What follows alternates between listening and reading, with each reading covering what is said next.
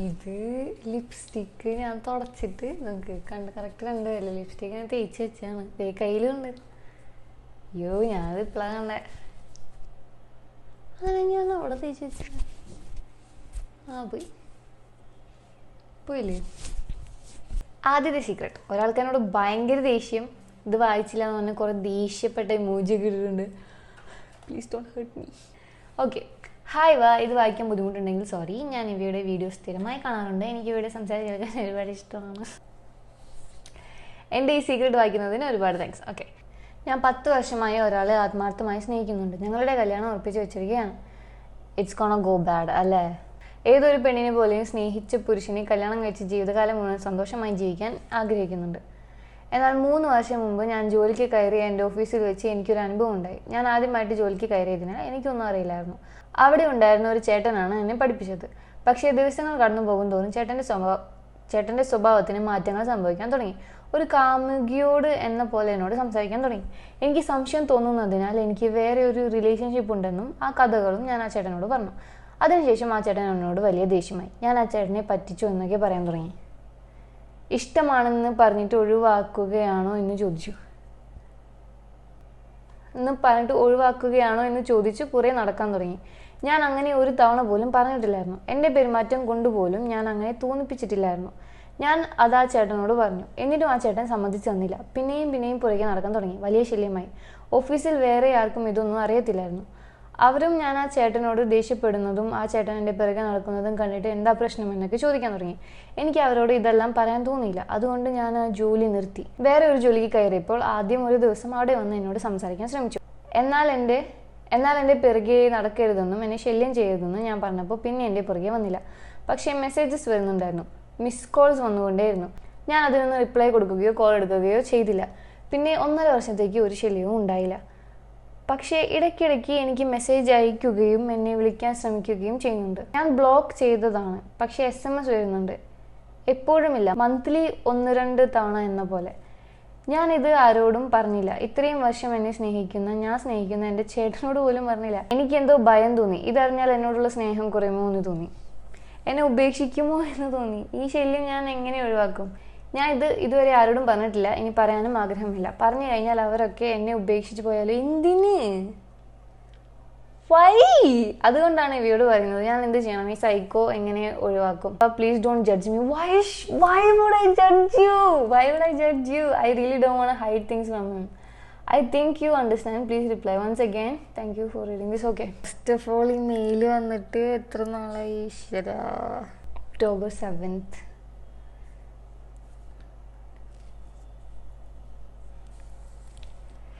ഇപ്പം ആ പുള്ളി ആളുടെ പാട് നോക്കി പോയിട്ടുണ്ടാവും. എന്നാണെങ്കിലും എന്താ അഡ്വൈസ്, എന്താ പറയുക, എനിക്ക് അഡ്വൈസ് തരാനൊന്നും അറിയില്ല. പക്ഷെ അഡ്വൈസ് ഇങ്ങോട്ട് ചോദിക്കുന്നവർക്ക് മാത്രം ഞാൻ എന്തേലൊക്കെ പറയാറുള്ളൂ. അല്ലാതെ ഞാൻ ജസ്റ്റ് വായിച്ചു പോവാണ് ചെയ്യാറ്. പക്ഷെ ഇതിനും എനിക്കെന്താ പറയേണ്ടതെന്ന് ഒരു ഐഡിയ ഇല്ല. ചെയ്യാൻ പറ്റിയ ഒരു കാര്യം എന്ന് വെച്ചാൽ ചേട്ടനോട് ഇപ്പോൾ പോയി പറഞ്ഞാലും ചേട്ടൻ ചോദിക്കുക എന്താ അപ്പം ഇത്ര നാൾ പറയാതിരുന്നേ. അത് സംശയമുള്ള ആളാണെങ്കിൽ അത് പിന്നെ ഒരു പ്രശ്നമാനുള്ള സാധ്യതയുണ്ട്. സംശയമൊന്നുമില്ലാത്ത ഒരു പാവ ഒരാളാണെങ്കിൽ ആളുടെ അടുത്ത് പറയുന്നതിൽ തെറ്റില്ല. അതുമാത്രമല്ല, ആ പുള്ളീനെ എത്രത്തോളം അവോയ്ഡ് ചെയ്യാൻ പറ്റും അത്രത്തോളം അവോയ്ഡ് തന്നെയാണ് ചെയ്യുന്നതെങ്കിലും ഇപ്പം ഈ മന്ത്ലി വരുന്ന ഈ 2 മെസ്സേജസും പോകാനുള്ള സാധ്യതയും ഉണ്ട്. പക്ഷേ പോലീസ് കംപ്ലൈൻറ്റ് കൊടുത്താൽ എന്തായാലും ചേട്ടൻ അറിയും. ചേട്ടനാണെന്ന് ചോദിക്കാൻ എന്തുകൊണ്ട് ഇത്ര നാൾ പറഞ്ഞില്ല. അപ്പോൾ ഒരു നല്ല മൂഡിലിരിക്കുമ്പോൾ ജസ്റ്റ് നിങ്ങൾ തമ്മിൽ നല്ലൊരു കോൺവെർസേഷൻ ഉണ്ടാക്കിയെടുത്ത് ഇങ്ങനത്തെ കാര്യങ്ങളൊക്കെ പറഞ്ഞ് പിന്നെ നിങ്ങൾ 2 പേരും ഡിസൈഡ് ചെയ്യുന്നതാണ് ഏറ്റവും നല്ല ഒരു കാര്യം എന്ന് പറയുന്നത്. It is good secret. Trust me. Okay, I'm trusting you. Hey, this happened in Corona time. In online ക്ലാസ്സിൽ ഞാനൊരു ന്യൂ ഗേളിനെ കണ്ടു. I'm a boy, ബ്രാക്കറ്റിൽ. ഓക്കെ. സ്റ്റുഡൻസ് ക്യാമറ ഓൺ ആക്കാൻ സ്ട്രിക്റ്റ് ആണ്. സോ എല്ലാവരെയും കാണാം. അവൾ എപ്പോഴും ക്ലാസ്സിൽ ആക്റ്റീവ് ആയിരിക്കും. എനിക്ക് അവളോട് ക്രഷായി. ദെൻ ഞാൻ അവളുടെ ഫോൺ നമ്പർ സ്കൂൾ ഗ്രൂപ്പിൽ നിന്നെടുത്ത് മെസ്സേജ് അയച്ചു. ഫസ്റ്റ് നോട്ട് അയച്ചു തരുമോ എന്ന് ചോദിച്ചു. പിന്നെ ചാറ്റിംഗ് ആയി. അവൾ എൻ്റെ ഡീറ്റെയിൽസ് ചോദിച്ചു, എൻ്റെ ഫ്രണ്ട്സിനെ പറ്റിയൊക്കെ. ഞാൻ ഓൾറെഡി ആ സ്കൂളിൽ ആണ്. സോ ഫ്രണ്ട്സൊക്കെ ഉണ്ട്. എൻ്റെ ബെസ്റ്റ് ഫ്രണ്ടിനെ പറ്റി പറഞ്ഞു. I said crazy shits about my best friend to her. We became good friends. കുറച്ച് നാൾ കഴിഞ്ഞപ്പോഴാണ് ഞാൻ അറിയുന്നത് എൻ്റെ ബെസ്റ്റ് ഫ്രണ്ട് എനിക്ക് മുന്നേ അവൾക്ക് മെസ്സേജ് അയച്ചു. അവർ ഓൾറെഡി ഫ്രണ്ട്സ് ആണെന്ന്. Later they became besties. After lockdown when I went to school, I couldn't face her. I barely talked to her.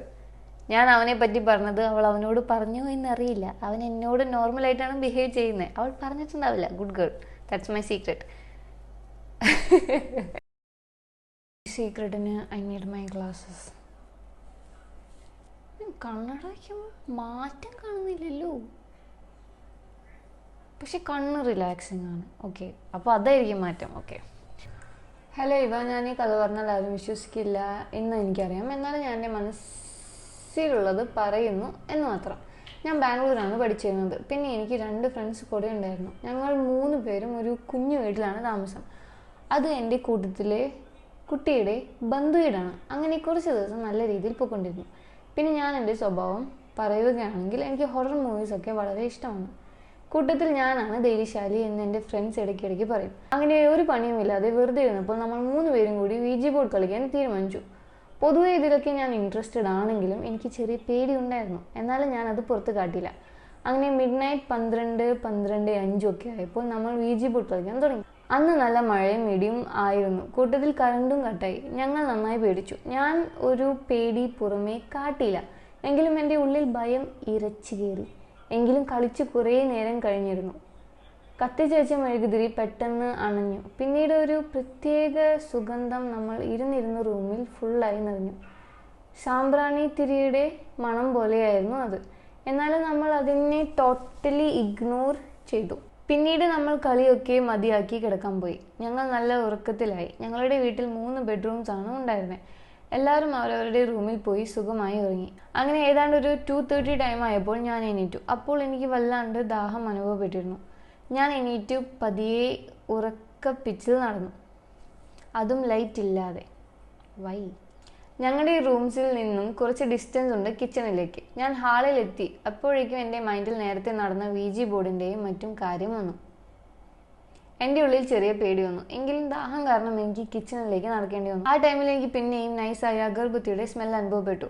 ഇപ്പോൾ കുറച്ചുകൂടി പേടിയായി. എനിക്ക് ഓവർ തിങ്ക് കുറച്ച് കൂടുതലായതിനാലും അതും ഒരു സൈഡിലുണ്ടായിരുന്നു. ഞാൻ ഏകദേശം കിച്ചൻ്റെ അടുത്ത് എത്താറായി. അവിടെ എന്തൊക്കെയോ ചെറിയ ഞെരുക്കം കേൾക്കാം. പ്ലേറ്റൊക്കെ ചെറിയ രീതിയിൽ നീങ്ങുന്നതും മറ്റും. അതിനുശേഷം ഞാൻ അടുക്കളയിലൂടെ അകത്ത് കയറി. ഫുൾ ഇരുട്ടാണ്. ഞാൻ കുറച്ച് മാറിയിരുന്ന് ഫ്രിഡ്ജ് തുറന്നു. അതിലറ്റത്തിരുന്ന വാട്ടർ ബോട്ടിൽ എടുത്ത് ഒന്ന് മുന്നിൽ നോക്കി. അപ്പോഴാണ് ഞാനൊരു കാഴ്ച കണ്ടത്. ഒരു നിഴൽ. അത് കണ്ടാൽ ഒരു കുട്ടിയുടെ നിഴൽ പോലെയായിരുന്നു. അത് മൂവ് ചെയ്യുന്നുണ്ടായിരുന്നു. അത് എൻ്റെ അടുത്തേക്ക് വന്നതുപോലെ എനിക്ക് ഫീൽ ചെയ്തു. എന്നിട്ടും എൻ്റെ സൗണ്ട് ഉള്ളിൽ നിന്നും പുറത്തേക്ക് വരുന്നുണ്ടായിരുന്നില്ല. പെട്ടെന്ന് ഞാൻ അവിടുത്തെ സ്വിച്ച് ഇടാൻ നോക്കി. ബട്ട് അപ്പോഴാണ് ഞാൻ വേറൊരു ചതി മനസ്സിലാക്കിയത്. പോയ കറണ്ട് തിരിച്ചു വന്നില്ലായിരുന്നു. ഞാൻ പിന്നെയും അതിനെ നിരീക്ഷിക്കാൻ തുടങ്ങി. അപ്പോഴും ആ രൂപം എൻ്റെ അടുത്തേക്ക് വരുന്നുണ്ടായിരുന്നു. എൻ്റെ കൺട്രോൾ പോയി. ഞാൻ ബോട്ടിലെടുത്ത് നിഴലായ രൂപത്തിന് നേരെ തിരിഞ്ഞു. എന്നിട്ട് ഞാൻ മാക്സിമം സ്പീഡ് എടുത്ത് നടന്നു എൻ്റെ ഫ്രണ്ട്സിൻ്റെ അടുത്തേക്ക്. ഞാൻ ആദ്യം കണ്ട ബെഡ്റൂമിൽ കയറി എൻ്റെ ഫ്രണ്ടിനെ ഉണർത്തി. അവളോട് കാര്യം പറഞ്ഞു. അവൾ എന്നെ വിശ്വസിച്ചില്ലെങ്കിലും അവൾക്ക് പേടിയുണ്ടായിരുന്നു. നമ്മൾ രണ്ടും കൂടി കിച്ചണിൽ പോയി ടോർച്ച് അടിച്ചു നോക്കി. ബട്ട് ഒന്നും കണ്ടില്ല. അന്ന് രാത്രി ഞാൻ അവൾക്കൊപ്പം കിടന്നു. പിറ്റേന്ന് വെളുക്കും മുന്നേ എപ്പോഴോ കറണ്ട് വന്നിരുന്നു. അങ്ങനെ രാവിലെ ആയപ്പോൾ ഞാൻ എൻ്റെ മറ്റേ ഫ്രണ്ടിനോടും കാര്യം പറഞ്ഞു. അവളും എന്നെ കളിയാക്കി. അങ്ങനെ കുറച്ച് ദിവസം കഴിഞ്ഞപ്പോഴാണ് ഞങ്ങളൊരു ഗോസിപ്പ് കേട്ടത്. എനിക്ക് അങ്ങനെ വിശ്വസിക്കാനാണ് ഇഷ്ടം. നമ്മൾ താമസിക്കുന്ന വീട്ടിൽ പണ്ടേ മന്ത്രവാദങ്ങളും ബ്ലാക്ക് മാജിക്കും പോലുള്ള റിച്വൽസും ഒക്കെ നടന്നിട്ടുണ്ടായിരുന്നു എന്നാണ് കേട്ടത്. ചിലപ്പോൾ അതുമായി റിലേറ്റഡ് ആയിട്ടുള്ളതായിരിക്കാം ആ കൊച്ചുകുട്ടിയുടെ നിഴൽ. അതോ എൻ്റെ തോന്നലോ അറിയില്ല. ഇപ്പോൾ എനിക്കും എൻ്റെ മറ്റു 2 ഫ്രണ്ട്സിനും അല്ലാതെ ഇത് വേറെ ആർക്കും അറിയില്ല. അടുത്ത സീക്രട്ട്. 8th സ്റ്റാൻഡേർഡ് മുതൽ ഒരു സ്പോർട്സ് ഹോസ്റ്റലിലാണ് പഠിക്കുന്നത്. സോ അവിടെ ഞാൻ നല്ല കുരുത്തക്കേട് കാണിച്ച് തന്നെയാണ് വളർന്നത്. അവിടെ എനിക്ക് 2 ഫ്രണ്ട്സ് ഉണ്ടായിരുന്നു, നല്ല ബെസ്റ്റ് ഫ്രണ്ട്സ്. അങ്ങനെ 10th സ്റ്റാൻഡേർഡായി. ഞങ്ങൾ 2 months സമ്മർ വെക്കേഷൻ കഴിഞ്ഞ് തിരിച്ച് ഹോസ്റ്റലിലെത്തി. സ്പോർട്സ് ഹോസ്റ്റൽ ആയതുകൊണ്ട് മോർണിംഗ് ഈവനിങ് വർക്കൗട്ട് ഉണ്ടാകും. 2 months വീട്ടിലിരുന്ന് ഫുഡ് അടിച്ച് വന്നത് കാരണം ശരീരം അനങ്ങാണ്ട് ഇരുന്ന് ചെയ്യുമ്പോൾ നല്ല ബോഡി പെയിൻ ഉണ്ടാകും. സോ ഞങ്ങൾ 3 ഫ്രണ്ട്സ് കൂടെ ഹോസ്റ്റൽ പൂട്ടാൻ വേണ്ടി ഒരു പ്ലാൻ ചെയ്തു. വീക്കിൽ 2 ദിവസം ബിരിയാണിയാണ് ഹോസ്റ്റലിൽ. സോ ഞങ്ങൾ അതിലൊരു ദിവസം ബിരിയാണിയിൽ സോപ്പ് പൊടി ഇട്ടു.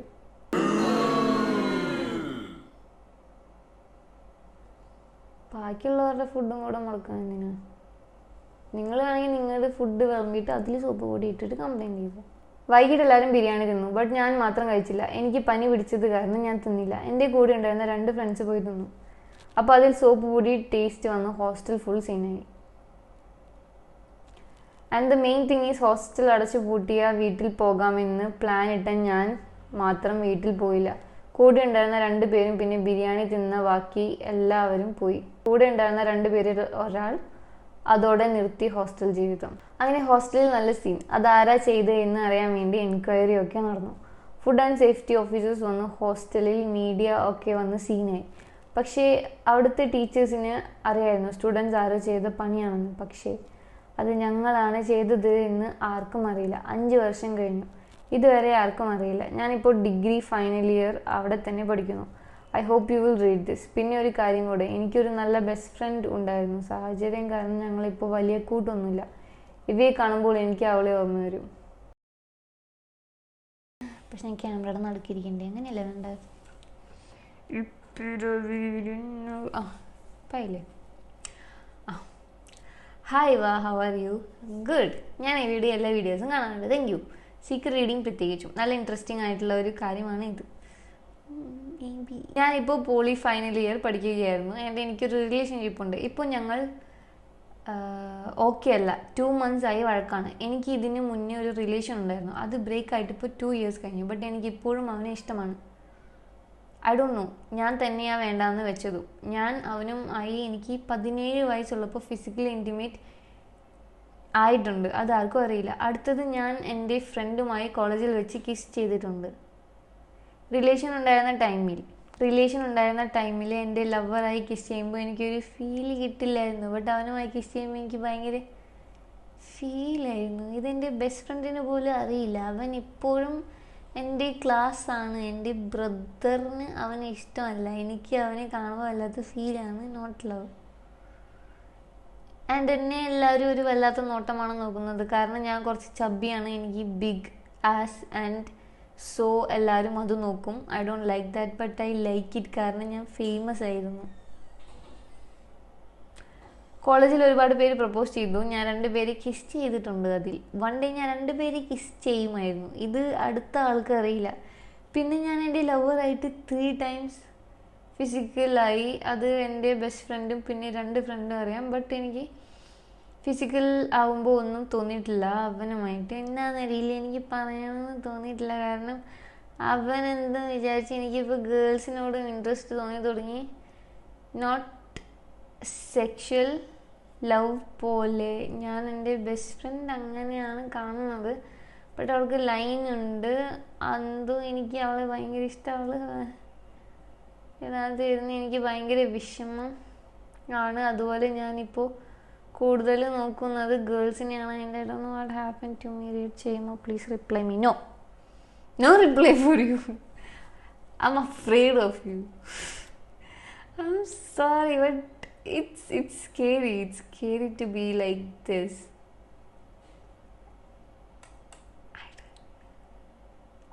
I don't know, maybe fix yourself, dude. Guys, be careful out there. എന്താ പറയുക, STD ഒന്നും ഉണ്ടാക്കി വെക്കരുത്, അസുഖങ്ങളൊന്നും വരുത്തി വെക്കരുത്. ഇങ്ങനെയൊക്കെ ചെയ്തിട്ട്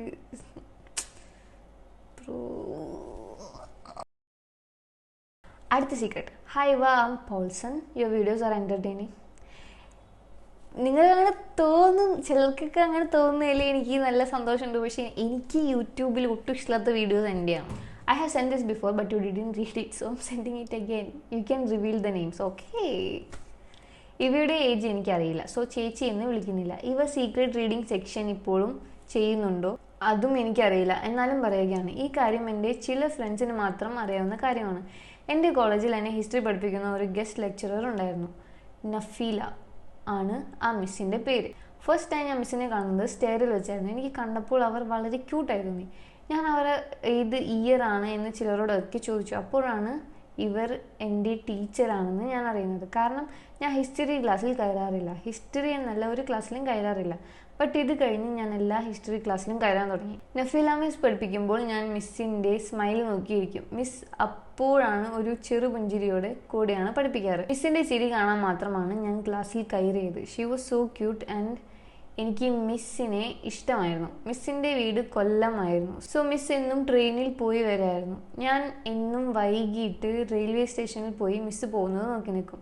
രാവിലെ ഹിസ്റ്ററി ഡിപ്പാർട്ട്മെൻറ്റ് ഓഫീസിൽ പോയി മിസ് വന്നു എന്ന് നോക്കും. വന്നില്ലെങ്കിൽ വരുന്നവരെ അവിടെ എവിടെയെങ്കിലും പോയിരിക്കും.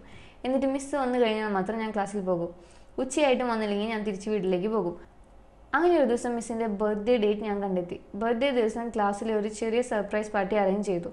മിസ്സിനെ ഹാപ്പി ആക്കിയിട്ട് പ്രപ്പോസ് ചെയ്യാൻ ഞാൻ തീരുമാനമെടുത്തു. അപ്പോഴാണ് മിസ്സിൻ്റെ ഇൻസ്റ്റ ഐഡിയിൽ ഒരുത്തൻ സ്ഥിരമായി പോസ്റ്റ് ടാഗ് ചെയ്യുന്നത് ഞാൻ കണ്ടത്. അവൻ ആരാണ് എന്നറിയാൻ ഞാൻ അവൻ്റെ അക്കൗണ്ടിൽ കയറി നോക്കിയതും അവൻ്റെ ഒരു പോസ്റ്റ് കണ്ടപ്പോൾ ഞാൻ തകർന്നു പോയി. അവൻ മിസ്സിൻ്റെ ഹസ്ബൻഡ് ആയിരുന്നു. നഫീല മിസ് മാരീഡ് ആയിരുന്നു. 1 വയസ്സുള്ള ഒരു മകളുണ്ടായിരുന്നു. ഞാൻ അപ്പോഴാണ് അറിഞ്ഞത്. ഇനി എന്ത് ചെയ്യണം എനിക്ക് അറിയില്ല. ഞാനിപ്പോൾ മിസ്സിനെ കാണുമ്പോൾ മാറി നടക്കും. കാരണം മിസ്സിനെ കാണുമ്പോൾ എനിക്ക് വീണ്ടും മിസ്സിനോട് ഇഷ്ടം കൂടും. എനിക്ക് മിസ്സിനോട് ഇപ്പോൾ പഴയതുപോലെ സംസാരിക്കാൻ പറ്റുന്നില്ല. ഒരു കുറ്റബോധം. എനിക്ക് മിസ്സിനെ മറക്കാൻ പറ്റുന്നില്ല. ഇവ please read my mail and tell me what to do. Let her go. She's married. She has a child. Let her go. You also go. ആളുടെ പുറകെയല്ല, away from her.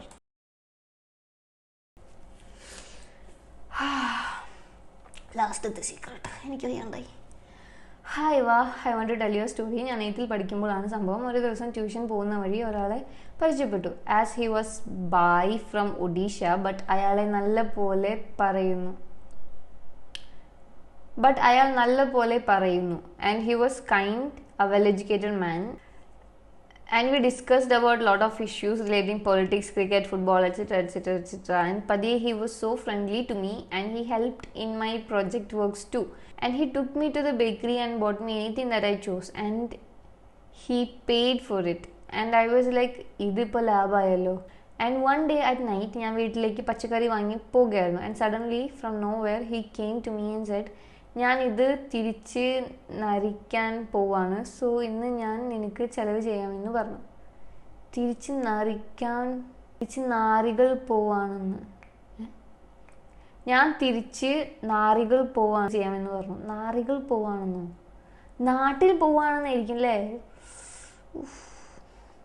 സോ ഞാനൊന്നും നോക്കിയില്ല, അയാളുടെ കൂടെ വിട്ടു. And firstly he took me to his house and he said wait here, I will change my dress and ഇപ്പം വരാം. And after 2 minutes he said please come to the back door. എന്നിട്ട് അങ്ങോട്ട് പോയി. പക്ഷേ എനിക്കെന്തോ ബാഡ് ഫീലിങ്സ് വരുന്നുണ്ട്. ഇപ്പോഴാണോ bad feelings വന്നത്? എൻ്റെ ഹാർട്ടൊക്കെ ഇടിക്കാൻ തുടങ്ങി. And he was standing there and I can see a bathroom door is open with some lights. And he said ഞാനൊരു ഫോട്ടോ എടുത്തോട്ടെ എന്ന്. ഞാൻ പറഞ്ഞു ഓക്കെ എടുത്തു. And he took my photo and suddenly he put down his phone and hugged me. ഞാൻ ആകെ ഇല്ലാണ്ടായിപ്പോയി. ഞാൻ അയാളെ തട്ടിമാറ്റി ഒരു ഓട്ടം ഓടി. അയാളുടെ കയ്യിൽ ഒരു കത്തി ഉണ്ടായിരുന്നു. അയാൾ എൻ്റെ പുറകെ ഓടി. എന്തോ ഭാഗ്യത്തിന് ഞാൻ വീട്ടിലെത്തി. വീട്ടുകാരെന്നെ കണ്ടതും നീ എവിടെയായിരുന്നു എന്ന് ചോദിച്ചു. ഞാൻ ആകെ വേർത്ത് കുളിച്ച് നിൽക്കായിരുന്നു. അവർ വിചാരിച്ചു ഞാൻ രാത്രി കളിക്കാൻ പോയിന്ന്. എനിക്കൊരു അടിയും തന്നു. ബട്ട് ആ ഒരു മാനസികാവസ്ഥയിൽ എനിക്ക് അവരോടൊന്നും പറയാൻ തോന്നിയില്ല. പിന്നെ ദിവസങ്ങൾ കടന്നുപോയി. ഞാൻ എപ്പോഴും രാത്രി കടയിൽ പോകാൻ പേടിയായിരുന്നു. പിന്നെ ഒന്നും അയാളെ ഞാൻ എവിടെയും കണ്ടിട്ടില്ല. പിന്നെ ഈ ഒരു ഇൻസിഡൻറ്റ് ഞാൻ ആരോടും ഷെയർ ചെയ്തിട്ടില്ല. It still haunts me when I pass by that house. ഒരു കാര്യം കൂടെ, എനിക്കൊരു നല്ല ബെസ്റ്റ് ഫ്രണ്ട് ഉണ്ടായിരുന്നു. സാഹചര്യം കാരണം ഞങ്ങളിപ്പോൾ വലിയ കൂട്ടൊന്നുമില്ല. ഇവയെ കാണുമ്പോൾ എനിക്ക് അവളെ ഓർമ്മ വരും. എന്നെ കാണുമ്പോൾ എല്ലാവർക്കും പലരെയും ഓർമ്മ വരാറുണ്ട്. ഞാൻ ഏത് ഫംഗ്ഷന് പോയപ്പോൾ, ഒരു ഫംഗ്ഷൻ എന്ന് പറയുമ്പോൾ സ്കൂളിൽ നിന്നൊരു പരിപാടിക്ക് പോയപ്പോൾ അടുത്ത ഒരാൾ പ്രിൻസിപ്പാളിൻ്റെ മോളാണോ എന്ന് ചോദിച്ചു. പിന്നെ ഞാൻ പള്ളിയിൽ പോയപ്പോൾ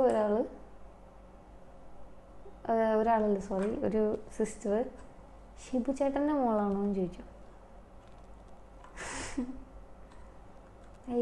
പിന്നെ ഞാൻ ട്രിവാൻഡ്രം പോയിട്ടുണ്ടായിരുന്നു. അപ്പോൾ അവിടെ സുഡിയോയിൽ കയറിയത്. ഞാനന്ന് മേക്കപ്പ് ബോക്സ് എടുക്കാൻ മറന്നിട്ട് സുഡിയോത്ത് മേക്കപ്പ് പ്രോഡക്റ്റ് ഞാൻ യൂസ് ചെയ്യാറില്ല. അത് അത്ര കൊള്ളത്തില്ലാത്തതുകൊണ്ട് യൂസ് ചെയ്യാറില്ല. പക്ഷേ ഗതികേട് കൊണ്ട് ഞാൻ അവിടെ നിന്ന് വാങ്ങാൻ പോയപ്പോൾ അവിടുത്തെ ഒരു ആൻറ്റി, അവിടെ വർക്ക് ചെയ്യുന്ന ഒരു ചേച്ചി എൻ്റെ അടുത്ത് ആരുടെയോ ആളുടെ എന്ത് ബന്ധത്തിൽ ചേട്ടൻ്റെ അനിയൻ്റെയോ മോളുടെ പോലെ ഉണ്ട് എന്നെ കാണാമെന്ന് പറഞ്ഞു. അപ്പോൾ ഞാൻ ഫോട്ടോ ചോദിച്ചപ്പോൾ ആ ചേച്ചി ഫോട്ടോ കാണിച്ചു തന്നപ്പോൾ ഞാൻ ചെറുപ്പത്തിൽ എങ്ങനെയാണ് വരുന്നത് അതേപോലെ ആ കുട്ടീനെ, ആ ചെറിയ കുട്ടിയാണ്, ആ കുട്ടീനാണ് ഞാൻ ചെറുപ്പത്തിൽ എങ്ങനെയാണോ അതേപോലെ. അപ്പോൾ ഞാൻ ആ ചേച്ചിയുടെ ഫോണിൽ എൻ്റെ ഒരു സെൽഫി എടുത്ത് വെച്ച് കൊടുത്തിട്ട് പോയി. അത് ആ കുട്ടീനെ പോലെ കാണാനുള്ളതുകൊണ്ട് ഞാൻ സെൽഫി വെച്ച് കൊടുത്തിട്ട് പോയി, അല്ലാണ്ട് എൻ്റെ അടുത്ത് സെൽഫി ചോദിച്ചൊന്നുമില്ല കേട്ടോ. ഓക്കെ, അടുത്ത സീക്രട്ട്. എനിക്ക് ചേച്ചി ഭയങ്കര ഇഷ്ടമാണ്. ചേച്ചിയുടെ വീഡിയോസൊക്കെ ഇടയ്ക്ക് ആണ് കാണാൻ തുടങ്ങിയത്. കാരണം ചേച്ചിയുടെ വീഡിയോസ് നല്ല ഇൻട്രസ്റ്റിംഗ് ആണ്. എനിക്ക് ഇങ്ങനെയുള്ള സ്റ്റോറീസ് കേൾക്കാനാണ് കൂടുതൽ ഇഷ്ടം. എൻ്റെ നെയിം വീഡിയോയിൽ പറയണം. ആവണി എന്നാണ് നെയിം. ലവ് യു ചേച്ചി. ആവണിക്കുട്ടി, താങ്ക് യു ഫോർ വാച്ചിങ്. എനിക്ക് നാണമായിരുന്നു പാടുന്നു. And he